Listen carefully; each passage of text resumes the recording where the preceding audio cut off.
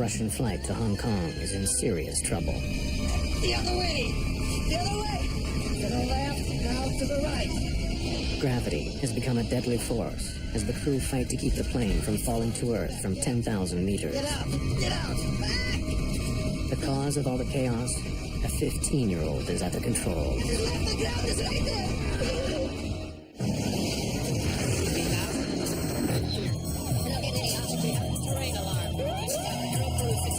We are in an emergency.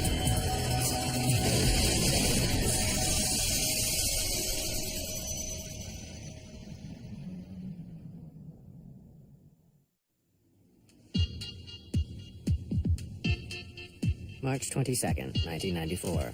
Moscow. 15-year-old Eldar Kudrinsky is going abroad for the first time. He needs every gadget he has. Hold on. Uncle Volodya is waiting. I'm ready. But this is no ordinary kid. Eldar's father is Captain Yaroslav Kudrinsky, an international airline pilot. In Russia, that means membership to a privileged group and access to luxuries most of the country can only dream of.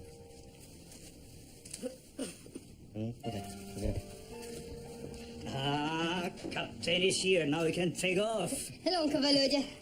Hello. Aeroflot allows pilots' families to travel once a year at a discount.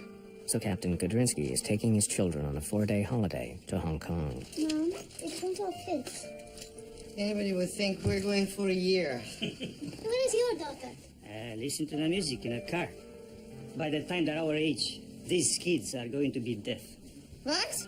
Deaf. Pardon? Captain Vladimir Makarov, Volodya to his friends, is an Aeroflot pilot too. He's also going to Hong Kong on holiday and will be keeping an eye on the kids during the flight. Mrs. Kudrinsky is only going as far as the airport to see them off. Ella, Yana, promise you'll call as soon as you get there. We'll call as soon as we can, okay? Come on. Мы с Ярославом очень любили путешествовать. Yaroslav and I love to travel, and so do the kids. Куда-то ездить. They love seeing new places, learning new things. И так сложилось, There was a chance for them to come along with their father, and they jumped at it. и они с удовольствием согласились. Eldar and Yana aren't the only ones boarding Flight 593. Most of the 63 passengers are businessmen from Hong Kong and Taiwan, who are looking for opportunities in the new Russia. Others, like Adrian DeVille, have come from London, flying Aeroflot because it offers a cheap connection to Asia. He's the manager of a camera shop in northern England and has a passion for airplanes. In fact, he's going on a 2-week holiday to Hong Kong to photograph the new airport they've just built. He'd go as far as he could. If he thought there was a good airport somewhere in the world, he'd try his best to get to that airport just to go and make some nice photographs. And the trip to Hong Kong grew from that because and he wanted to see this brand new airport, which was a feat of engineering at the time. Mark Newport is a British sports promoter who lives in Hong Kong. Mark was in the army, was in the forces, and he went to Hong Kong and he just loved it, and got married out there. Chose an Aeroflot. I'd never heard of it until then, because it was just a cheap flight home. In 1994, Russia is in a state of great change. 3 years earlier, the old Soviet Union finally collapsed. A new Russia is bursting out from behind the torn Iron Curtain. Russia's state-owned airline Aeroflot is getting a makeover too. They struggle to buy 5 new airplanes from the company Airbus. The $70 million state-of-the-art Airbus A310-300. Aeroflot hopes it will improve the company's checkered safety reputation. Aeroflot has created a new prestigious division around the Airbus fleet, Russian Airlines. To fly Russia's premier airline, Aeroflot handpicks an elite corps of first-class pilots. Each of them have thousands of hours of flying time, impeccable safety records, and are fluent in English. They're given special training by the manufacturers of the aircraft, Airbus.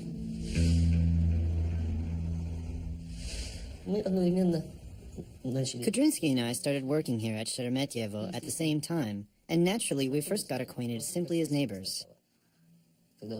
Then we found out we were both pilots. Later, we both trained for the A310. We studied together.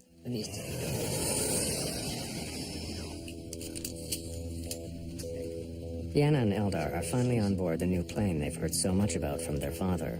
Hey, now you two behave, or Uncle Volodya will push the eject button. Kudrinsky has 900 hours of flying the A310 under his belt. Let's go now. It was their first trip abroad, but naturally, they had come along with him on other trips within Russia. They were quite well traveled for their age.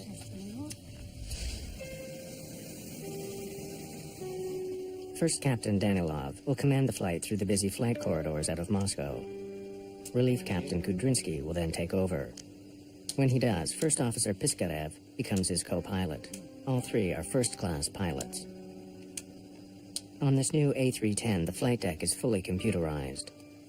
Like other state-of-the-art aircraft, it is equipped with a sophisticated autopilot that can fly the plane for long stretches of the flight. Flight 593 takes off at 4:39 p.m. local time.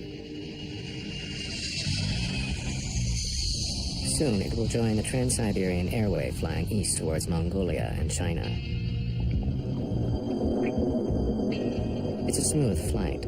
Only 4 hours into the 10-hour trip, they've just passed over Novosibirsk in Siberia, almost halfway. But Eldar and Yana are too excited to sleep.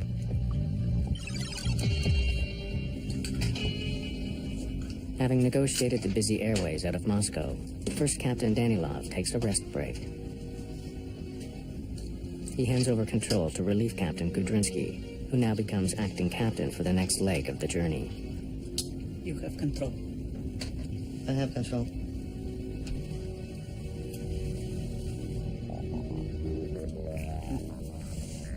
Still awake? Yes, but Sorry, surprise your father. in the cockpit? Would you like that?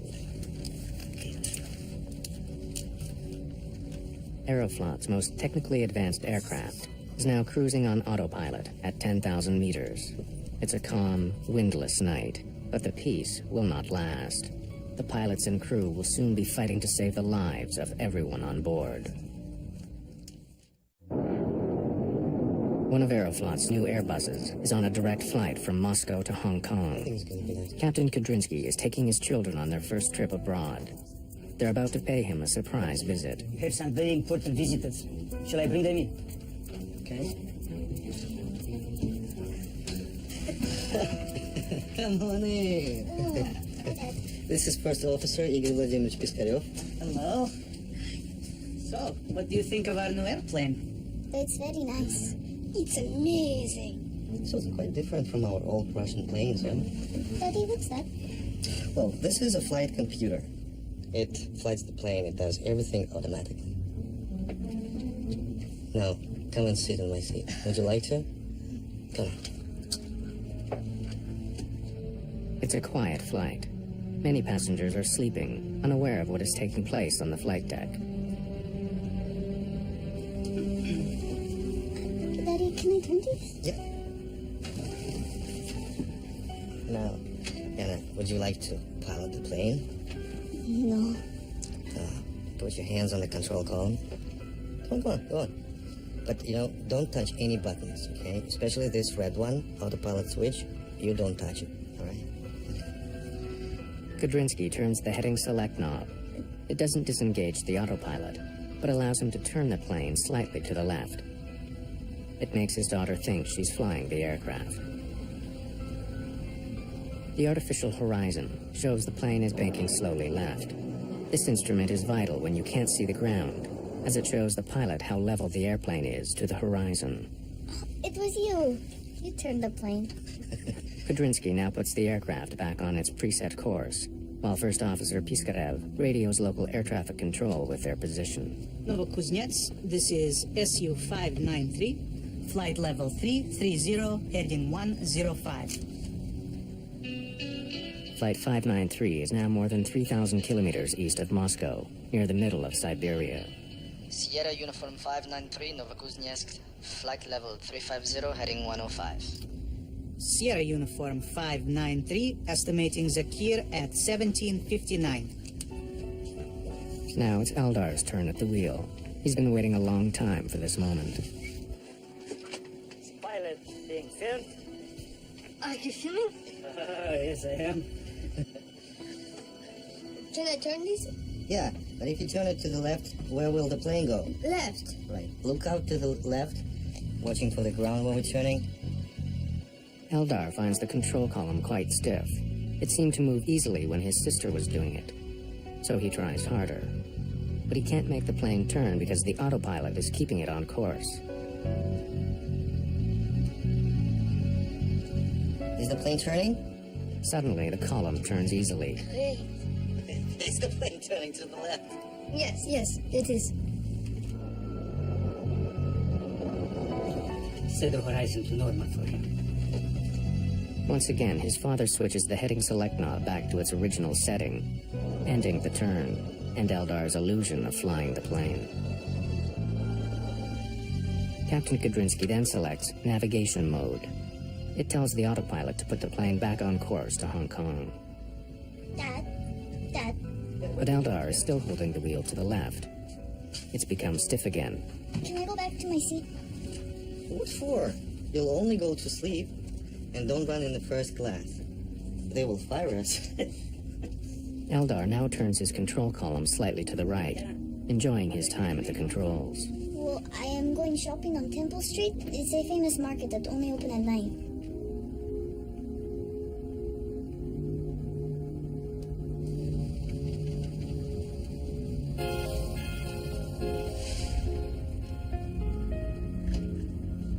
Why is it turning? Is it turning by itself? Yes, it is. It has just been over 3 minutes since Eldar sat down in the pilot seat. The plane is tilting sharply, a turn that's getting steeper every second. The plane seems to be turning by itself, but no one seems to know why. Going into some kind of zone. We've gone into a zone, a holding pattern. Have we? Of course we have. An arc has replaced the straight direction line on the flight display.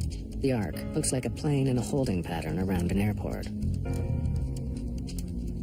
As they study the screen, the plane continues to turn. It's now tilted at 45 degrees, which is steeper than what it was built for. Suddenly, the command bars disappear from the primary flight display. The crew no longer have any information about course or heading. The plane is flying 650 kilometers an hour and banking hard. Like a quick turn in a sports car, the dramatic movement of the airplane begins to push everyone into their seats. Guys!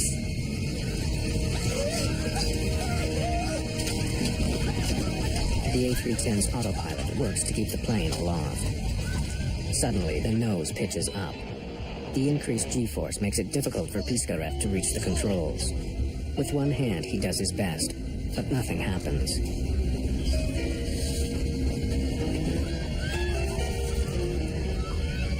Piskarev's hard turn to the left has had no effect on the plane. Hold it. Call the control column. Eldar is the only one with both hands on the controls. He can only follow the most basic orders. He can't get up because the speed of the turn is pushing him back into his seat. To the left. To the left. To the left. Now to the right. The other way. You're turning it left. Okay, get out. Eldar has been in the pilot seat for just over 4 minutes, and now he can't leave. His body feels twice its normal weight. Get out! Get out! Kudrinsky can do nothing but struggle against the crippling G-forces. The airplane is plunging towards Siberia, and there's nothing anyone can do. Crawl out to the back! Get out! Get out! Get out! Russian Airlines Flight 593 to Hong Kong is in serious trouble. There's the ground! The pilot's 15-year-old son has been at the controls for 4 minutes. The plane is turning steeply and losing altitude. The other way! Captain Kudrinsky desperately needs to get back into the pilot's seat, but he can barely move. The plane is turning so steeply and so quickly, the G-forces on his body make it feel like it's twice its normal weight. Everyone on board now feels the force of the plane's dramatic movements. Realizing there's a serious crisis, Captain Danilov tries to return to the cockpit. but he too is squashed by the powerful forces created by the plane's extreme banking. The plane still isn't responding. To add to their confusion, an alarm begins to sound. It signals the complete shutdown of the autopilot. The plane is now completely in the hands of Eldar. And to make matters even worse, there's another alarm. The other way! The other way! The plane is about to stall. Now to the right! An automatic safety system kicks in to keep the plane flying. It lowers the nose and puts the Airbus into a steep dive to regain speed. There's the goat! The plane dives at a frightening 200 meters per second.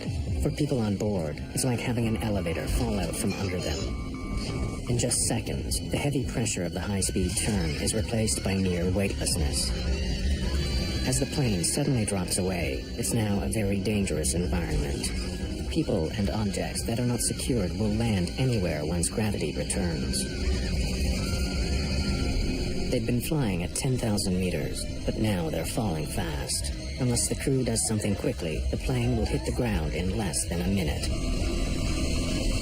Piskarev yanks back on the control column as hard as he can to pull the Airbus out of the dive. The airplane's nose finally turns up, and the aircraft begins climbing quickly. Gravity now returns with a shock. As the plane climbs, the rapid acceleration pushes people down relentlessly. The dramatic change in speed makes everyone feel 4 times heavier than normal. Meanwhile, First Officer Piskarev is still trying to gain control of the airplane. Just leave us! Too slow! He's pulled the Airbus out of its dive, but it's climbing too quickly. The engines on the A310 don't have enough power to push it almost vertically into the sky. Their airspeed drops dramatically. The plane strains to climb, but it's been pushed too far. As normal gravity returns, Kudrinsky leaps into action. But Piskarev has stalled the plane. The nose drops into a corkscrew dive. Now the Airbus is twisting towards the ground from 6,000 meters at a breathtaking 70 meters a second. For the first time since the crisis began, captain and co-pilot can work together to save the plane. I got it! I have full throttle! Kudrinsky pumps the rudders, which control a vertical flap on the tail that helps slow the spin. What's the speed? I don't see it! At last, the airplane's dive is slowing down. Working the rudders, Kudrinsky has nearly stopped the corkscrew dive. Coming up! Coming out! Too much speed, he's back on throttle a bit. After a desperate struggle, the 2 pilots have managed to pull the plane out of its terrifying spin. They're level, but still not completely in control. We'll get out of this. Everything is fine.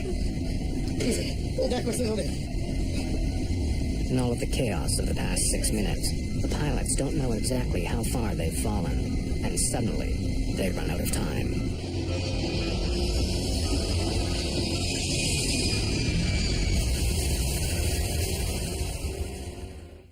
Sierra Uniform 593, this is Novokuznetsk area control. Please come in. Air traffic controllers in Russia have lost contact with a passenger jet bound for Hong Kong. Their worst fears are soon confirmed. Area control, please come in.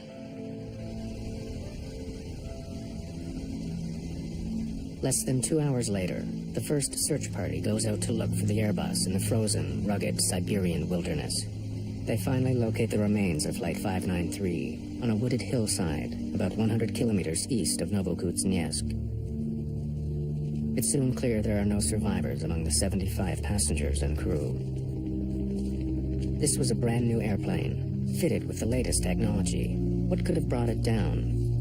Why was there no warning, not even a distress signal?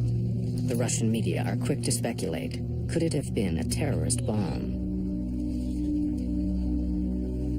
When I was in Moscow, the news we had that it could have been a terrorist act, because we had terrorist acts on aircraft previously. We was completely unaware, other than that nobody had survived it.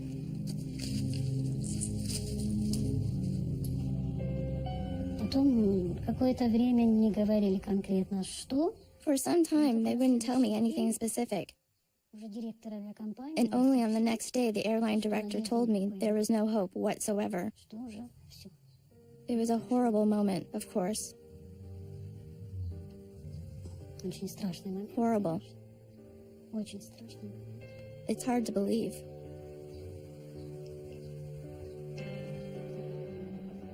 Aeroflot flies the families of the deceased out to Moscow. Amongst them is Brenda Clark, the mother of British passenger Mark Newport. We met my daughter-in-law there. They've told us, it's cordoned off. We can't go down there. And she said, you can go down there, Bren, because the Chinese are down there. They have to do rituals and things, And so she said they're down there. That's when I knew they'd lied to me and said that it's cordoned off. And that's when I told them, I want to go down, and if you don't take me down, then I thumb a lift. The authorities take them to where the accident happened. Relatives of Chinese victims drop pieces of paper with messages written on them. Others throw flowers. Yeah, that was really moving. We had the flowers, they had the they wrote messages on, I think, on these pieces of paper, and they threw them out. It's lovely. Yeah. The families are taken to a morgue near the crash site, where the recovered bodies are being held. Many are too badly mutilated to be identified. They ask the families to look at recovered bits of clothing to help identify the bodies. Brenda Clark finds her son's family photographs. It sends a chill through her. For the first time, she knows for certain he was on the flight.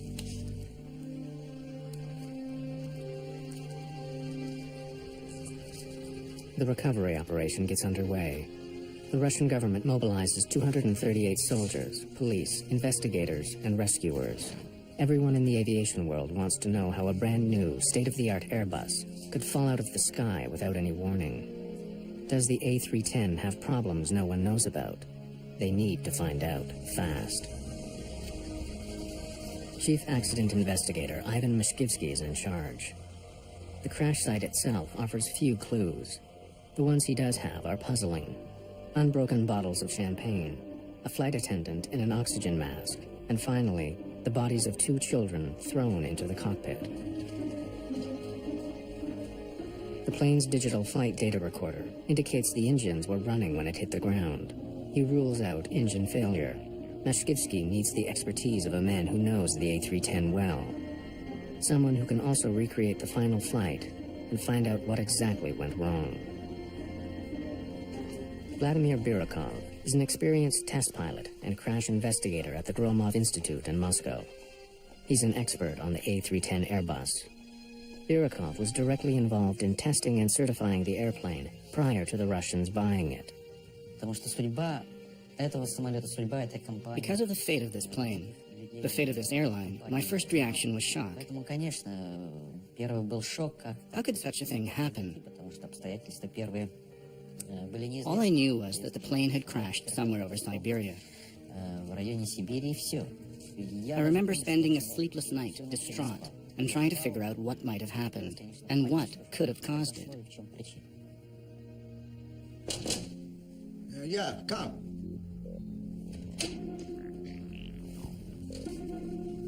I think you should come and listen to this. Each investigation begins with a complete analysis of the plane's cockpit voice recorder. This time, it reveals something disturbing. Now, come and sit in my seat. Would you like to?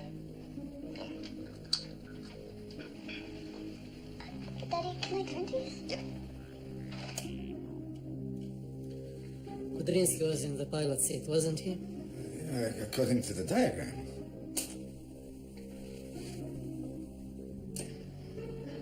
Can I turn this a bit? Yeah, but if you turn it to the left, where will the plane go? Left. Right. Look up. Again. Can I turn this a bit? Yeah, but if you turn it to the left, where will the plane go? 10 years ago, it wasn't unusual for people to be invited up to the cockpit. Of course, since 9/11, it's become a lot tighter, and you will find cockpit doors are locked generally throughout the flight. Every country sets its own rules as to who has the authority or the access to the cockpit.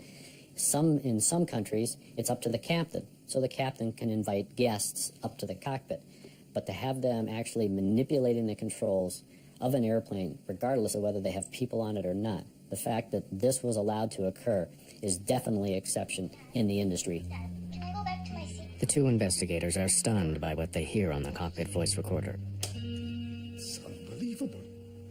These two youngsters, the ones who we couldn't identify, they were not thrown into the cockpit by the crash. They were his kids. And they were flying the plane. The investigators are speechless. How could three experienced pilots allow children to fly a commercial airliner? They're about to learn something even worse. The children are only part of the problem. A little-known feature of the plane proved deadly. Why is it turning? Is it turning by itself? Turning to the left, the other way, the other way. To the left now, to the right, the other way. I am turning it left. Okay, get out. Get out. Get out. Get out. Get to the left, the ground is right there. Russian investigators listen to the cockpit voice recorder of an Aeroflot Airbus that has crashed in Siberia. What they hear makes their blood run cold. Full throttle. Got it. Got full throttle. Full throttle, no. You should understand the frame of mind of the father. He is very proud of what he's doing. He invites his kids into the cockpit. Strictly speaking, it's a violation, of course. But I know such violations do occur in real life. I'm not condemning him or defending him here. What I'm trying to say is that no disaster occurs for just any single reason. There's always more than one, all coming together. But this time, it really does look like a single cause, a child flying the plane. And it sends shockwaves through Aeroflot's higher echelons. No, I think it would benefit that. Investigators feel the pressure. The media has learned that Eldar was at the controls. Aeroflot, trying to polish its Soviet-era image, wants to minimize the damage. Boris Rybak is an aerospace consultant in Moscow. Aeroflot managers and executives indeed try to conceal results and try to downplay importance of this accident because it was very embarrassing. Managers at Aeroflot aren't the only ones following the investigation. Airbus, the company who made the plane, is also intensely interested. Ivan Efremovich, what's wrong? Nothing. If the accident was caused by Eldar, it will vindicate Airbus. At the same time, grieving families are also clamoring for answers. Are you sure? For Mishkivsky and his team, it is a delicate balance. There is always more than one reason for a plane to crash. And we must find it. I'll do my best. His reputation, the reputation of Airbus, as well as Aeroflot, all now depends on finding this other cause. This was an international flight. It was a Western-built aircraft, and it was inevitable that the investigation that would be conducted by the authorities and the inquiries that would be conducted by claimant lawyers would expose information. At the same time, manufacturer of the aircraft, Airbus industry, was very keen to get as much realistic explanation of what happened because the reputation of this aircraft was at stake. What I objected to was the way we was treated by Aeroflot after the accident. They wouldn't tell us anything what was going on. They denied everything. I wanted to know why my son died. I wanted to know why these men had been allowed to do such a thing. But all we got from Aeroflot was blank, blank, blank. Every time we tried to find something out, they just didn't want to know. Families aren't the only ones desperate for answers.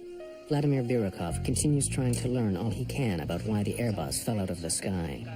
By analyzing information from the flight data recorder, he can trace and repeat every command given to the aircraft during the flight. We were trying to get as close to the truth as possible, to find the cause, because that was the precedent. The first foreign-produced plane to crash while flying for a Russian airline. The investigation confirms the autopilot was on when the plane got into trouble. Even with the children in the cockpit, the plane should have flown on course. What went so terribly wrong? So, any new developments? We can discount Kudrinski's daughter. She sat in the chair, but she didn't fly the plane. At 17:47 and 6 seconds, Captain Kudrinski tells her not to touch the autopilot switch. Her father gave the autopilot the command to turn, while Yana just rested her hands lightly on the controls. It was you. You turned the plane. But when Eldar took the controls, Burakov discovers that something dramatically different happened. No one could possibly have guessed, not even the 3 pilots in the cockpit. Burakov may have found the key to the puzzle. The plane's flight data recorder shows that 2.5 minutes before the crash, while Eldar was at the controls, the autopilot partially disconnects. This is the start of all of the plane's troubles. But how did that happen? The autopilot is a sophisticated computer which manages an airplane's speed, altitude, and heading. Altitude and heading are controlled by 3 key functions: the rudder, which controls sideways movement, the elevators, which control vertical movement, and the ailerons, which are for turning. On Flight 593, the autopilot had disconnected itself from the ailerons. And the autopilots that were used in transport airplanes years ago were an on-off. In today's sophisticated flight management systems, you can literally take fragments of the autopilot and disengage them, but not necessarily turn the switch off and turn it all off, unless you want to. The question that really worries accident investigator Burakov is how did the autopilot become partially disconnected? There's no mention of it in the cockpit voice recordings. If this is a fault with the aircraft, it could prove fatal for future flights. The only way to know for certain is to reconstruct the accident on a flight simulator at Airbus Industries headquarters in Toulouse, France. Burakov's experience as a test pilot and his detailed knowledge of the A310 are crucial to the investigation. Using information from the flight data recorder, Burakov reconstructs the events, beginning at the moment Captain Kudrinski allows his son to sit at the controls. A co-pilot will replicate Piskarev's actions. Look out to the left, watching for the ground when we're turning. Unlike his sister, Eldar turns the wheel before his father can tell the autopilot to turn the plane. The controls are stiff because he is fighting the autopilot. In the simulator, Burakov replicates Eldar's every movement.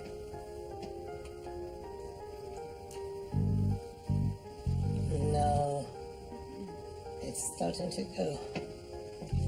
Going. Going. There. Hold it long enough and it disconnects. How long?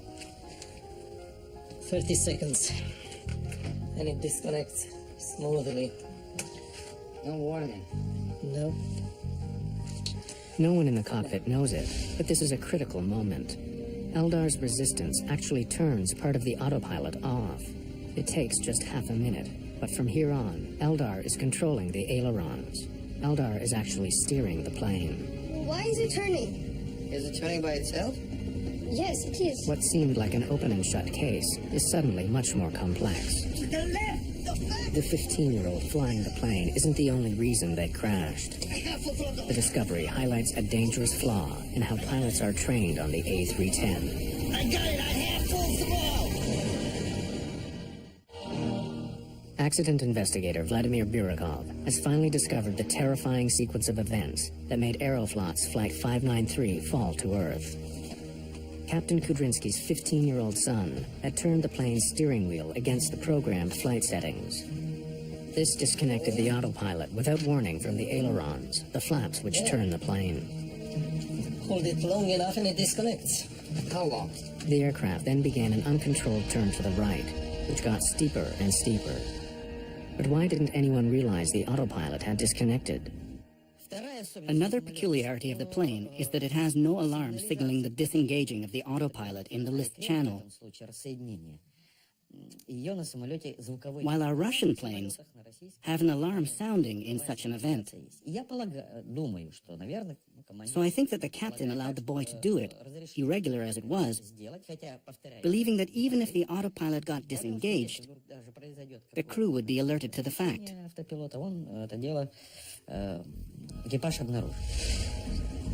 But the A310 Airbus has only a small light to tell the crew the autopilot has disconnected. There's no alarm, and the Russian crew were obviously unaware of it.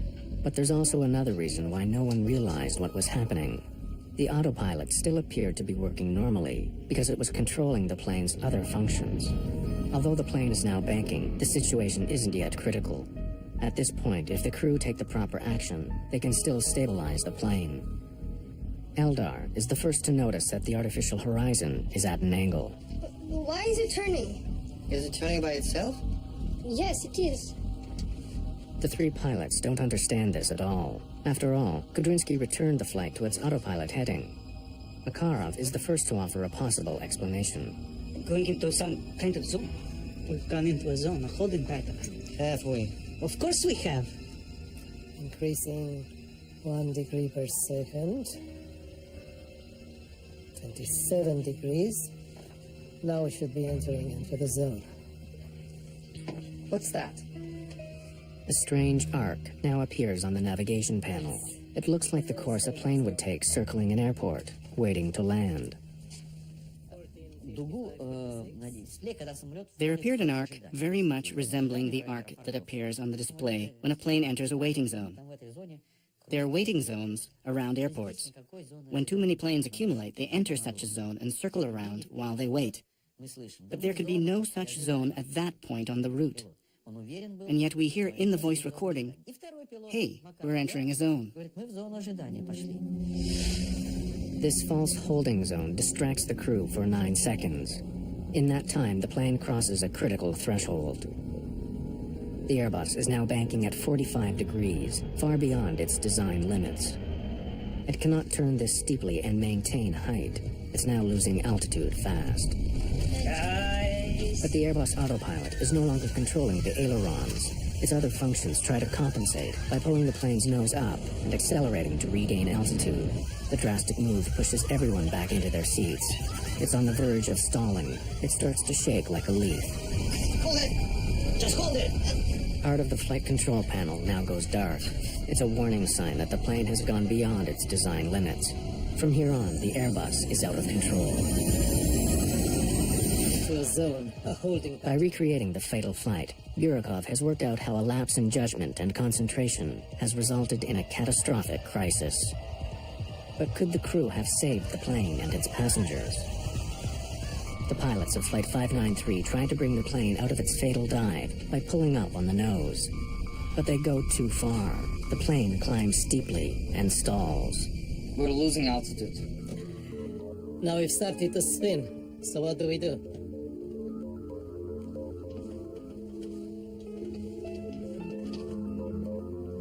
It's coming out of the corkscrew. Now we're leveling out. In a moment, we'll come out of the dive.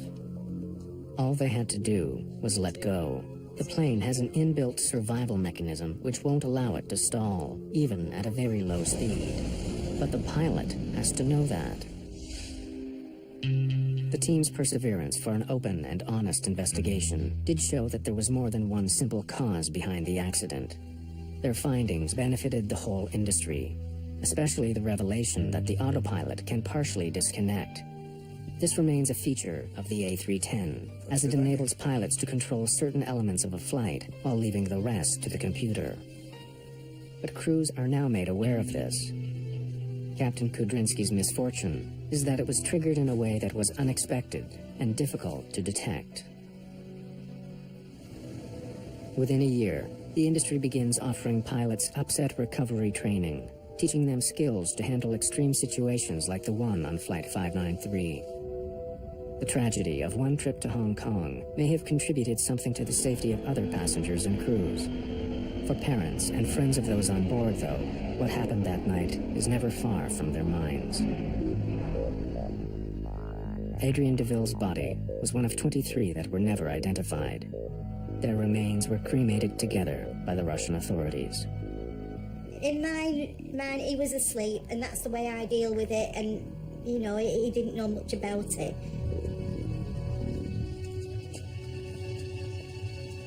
The crew of the Airbus are buried in Matinsko Cemetery in Moscow, in a hero's grave, next to the firefighters who died at the Chernobyl nuclear plant. Yana and Eldar lie next to their father. Я представляю, может, не до конца, конечно, но я могу себе представить. I can imagine the horror they experienced in their last moments. He knew there were not only all those people depending on him, but also his own kids. Yes, it was a violation. Yes, he did it. But how it all happened, it was just a freak accident, a bizarre coincidence. I can forgive the pilot. I can forgive the children because they were innocent. This man was 39 years old, and for those 39 years he had an exemplary flying career. And it was the final 5 minutes of those 39 years that went awry. Yeah, children shouldn't have been allowed in the cockpit, I don't believe, but me saying that now won't bring Mark back, will it? But it might stop things happening in the future.